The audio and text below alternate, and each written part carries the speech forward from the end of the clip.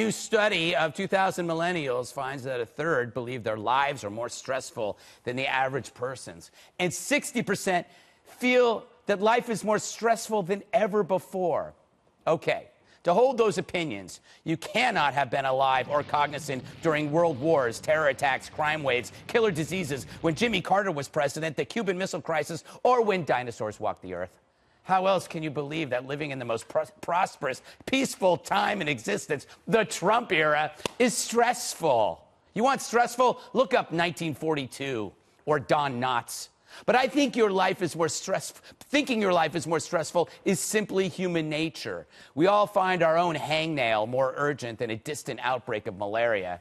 But there are worse stressors. Here are three. This guy might be president. This could be your boss. Oh. This could be you. Oh. And thank God you don't wake up to this every morning, or looking like this, or laughing like this. Yeah. Now, top daily stresses included a damaged phone screen and ignored social media posts. So life is good. That's not a gas crisis or stagflation. No one remembers that. I'm old. But also, the real stressors never change. Losing a wallet came in first. Second was an argument with your partner.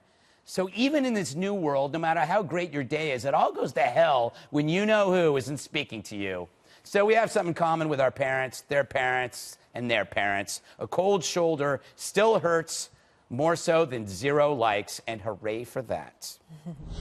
That made me happy, Dana, that people still get upset about human interaction. Yeah, that happened to Peter and me a couple weeks ago. Yeah. He woke up on the wrong side of the bed. Oh, I hate that. Had a bad mood, and he yelled at Jasper. Ooh. Oh! Yelled he said, wow. He told him to get out of the way, like in the bed. And I was like, how can you do that? And then he said, I don't know, basically, I'm sorry, Peter, I'm telling you the story. But then I said, and then he started mocking me, right? Mm-hmm. He was like, oh, Jasper, why don't you move across the bed? I was like, oh. And I didn't speak to him for 4 hours. Oh, wow. I thought the Conways had a problem. You know what the equivalent of the Conways would be? Peter going to some other network trashing Jasper.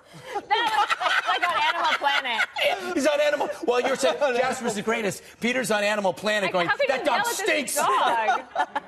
Yeah. We made up, though. Emily, I guess technically you're a millennial. No, I'm not. What are you? What are you? The last time. I'm like I was born in the 70s. Oh, wow. You guys, okay. I'm not. That's why she's You're about 50. You're 50? You're going to be 50 this March? Close to it. Yes. Yeah. Okay, here's my issue. I feel like, of course, the number one thing they're afraid of is disconnection because they don't have real connections on the outside. Yeah. And also, I went to this party, and there were a bunch of influencers there, and I was like, oh, interesting, whatever. And they were all children. Mm-hmm. None of them knew how to speak. None of them knew how to have a conversation. I was horrified. I left early. It was horrible. And also, I had a good idea for a reality show. What? That I think it should be millennials versus everyone else. And then you have to, like, navigate a city or navigate life, and they can't use their devices. They have to interact, they have to, like, ask for directions, like, excuse me, sir, or be like, excuse me, can you take a picture of me? Like, and see how they succeed, which they won't. They'll obviously shrivel and... It's a good idea, I think. Yeah, it's a very good idea, Emily. Keep talking. Thanks. I like how she says, and also. There's 2 points. It's very good. Juan, you are divorced from technology, so... I'm not divorced. I have 2 cell phones, and I, live on an iPad when I even read books now. It took me a long time to get used to that, because I like hardcovers. But anyway... What's your daily stressor, then? Us? No, but I can name it. But no. But I think that when young people talk about this, I think it ties into loneliness. Mm-hmm. I think it ties into a sense of being separate, jealous of other people. Yeah.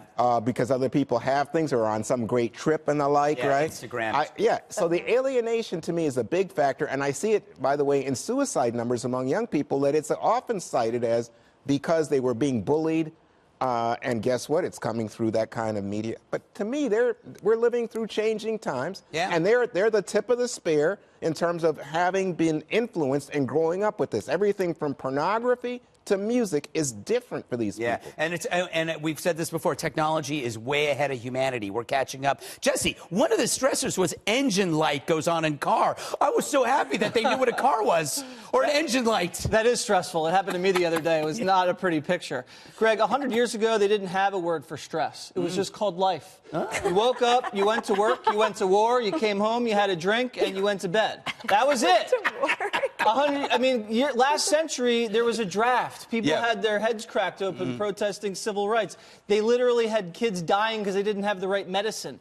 And now kids are upset because they're not getting likes. Yeah. I was reading the New York Times Magazine the other day. Oh, yeah? And there's a great quote I'd like to share because I blame the parents for these millennials. Okay. It says, parents should prepare their kid for the road, not the road for the kid. And that's because you coddle these kids so they're never uncomfortable, and whenever they face adversity, they melt down. That's why my parents sent me to these outdoor wilderness survival schools to make me so uncomfortable. They were trying to kill you. Yeah, they just wanted me to suffer. I think that's what it was. Yeah, you told me you hated it. Every summer. He did those, and he also I love the story when you got blisters on your feet and on my face, Dana. I had zinc oxide all over my face because my face peeled off. From the sun? Yes, from the sun. No, it was the acid. I didn't know. Yeah. All right. Sun. So it's just a sun. I could just hear more about what happened more to than just Jesse. a sunburn. We all take pleasure in your suffering. Yes, I know. You should come over for Thanksgiving.